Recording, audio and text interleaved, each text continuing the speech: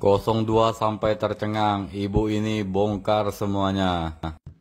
Yang pertama adalah pada saat fase unggah C1 TPS, di mana banyak kejadian perolehan suara yang tidak sesuai dengan hasil unggahan, menggelembung, lalu diikuti dengan keluhan bahwa tidak ada hak edit C1 untuk KPPS. Kemudian saya juga melihat, untuk hak edit C1 ini saya baca dari dokumen BIMTEK itu sebetulnya ada diberikan untuk KPPS. Dari skenario-nya ada, tetapi dari berita setelah kontroversi ini meledak, saya baca bahwa KPU memberikan hak edit tersebut kepada KPU Kabupaten Kota. Terus yang ketiga, kontroversi lain adalah KPU menutup info numerik C1 dan D. Lalu unggah C1 dan D yang tidak tuntas sampai saat penetapan hasil rekapitulasi nasional. Kemudian kejanggalan lain adalah prosentase statis dari suara paslon.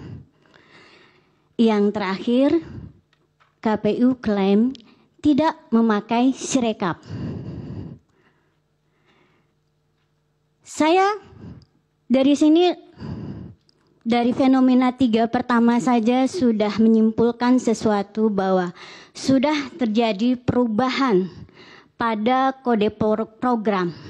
Sehingga hal ini saya simpulkan bahwa kontroversi yang terjadi pada Sirekap adalah by design.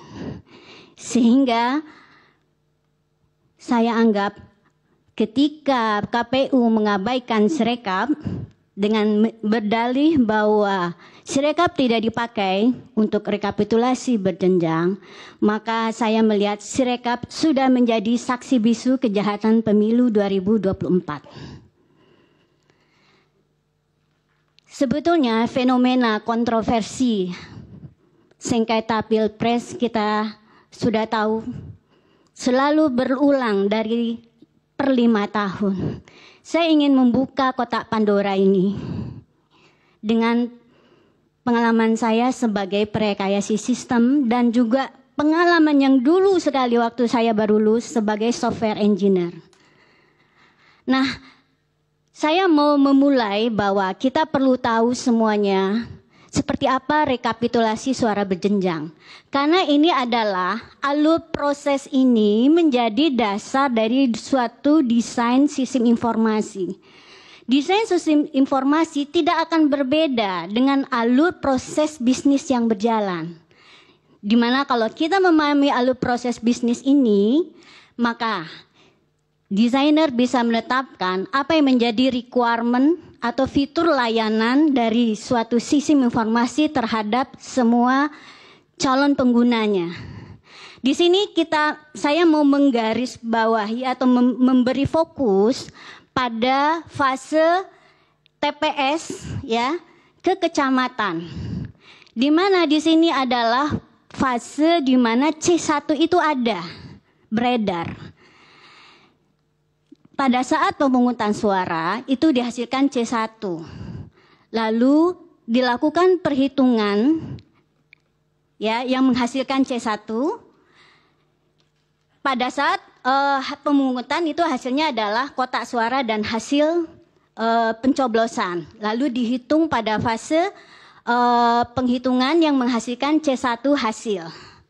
Kemudian dari petunjuk yang saya baca dari Anda unggah bahwa itu KPPS lah yang mengunggah dan disimpan di database Sirekap. Nah, kotak suara dan C1 itu dibawa ke kecamatan. Di sini dilakukan rekapitulasi untuk kecamatan. Dan hasil dari tahapan ini ada yang namanya formulir D dan itu bertahap-bertahap sampai dengan nasional. Dari pemahaman ini, saya mempertanyakan kenapa KPU memberikan hak edit dari kontroversi penggelembungan suara Sirekap pada kabupaten kota. Saya merasakan keganjilan di sini dan prospek pada pelanggaran keamanan informasi yang bisa menyebabkan manipulasi suara yang tidak bisa dipertanggungjawabkan dan bisa masif. Slide berikutnya. Ini yang merah-merah itu sebagai analis saya beri catatan bahwa itu seharusnya tidak diberikan, yaitu di PPK ada edit, bisa mengedit C1, juga di KPU kota itu harusnya tidak ada karena ini akan melanggar prosedur keamanan informasi. Lanjut. Nah, dari hasil memahami workflow tadi, lalu proses itu, saya coba merekonstruksi arsitektur sistem informasi Sirekap ini. Kita bisa lihat ada dua versi, Sirekap mobile dan Sirekap web. Sirekap mobile inilah yang digunakan oleh KPPS untuk mengunggah C1, di mana datanya disimpan pada database terpusat yang ada di Sirekap web. Dan kita lihat ada masyarakat yang juga berhak mendapatkan informasi dari hasil perhitungan suara dan rekapitulasi. Berikutnya. Nah, sebetulnya problem utama yang saya lihat itu adalah saat unggah C1 ke Sirekap web. Saya prekayasa perangkat lunak, jadi saya tahu bahwa ada hal yang ganjil di sini. Yang pertama adalah saat alurnya adalah unduh, login, pilih TPS, lalu foto, unggah. Kemudian harusnya adalah secara logis cek apakah hasil unggah sudah sesuai atau belum. Jika belum, maka dia harus ulang lagi fotonya sampai benar. Ini saya analogikan dengan ketika kita setor uang ke bank, ya, hasil pembacaan mesin itu harus benar dulu, baru dia boleh disimpan ke database. Yang terjadi pada Sirekap tidak, datanya salah, itu disimpan, itu fatal akibatnya. Dan saya nggak tahu itu apakah memang datanya salah atau datanya bagaimana, tapi fenomenanya adalah orang bisa mengunggah, kemudian hasilnya tidak sesuai dengan C1.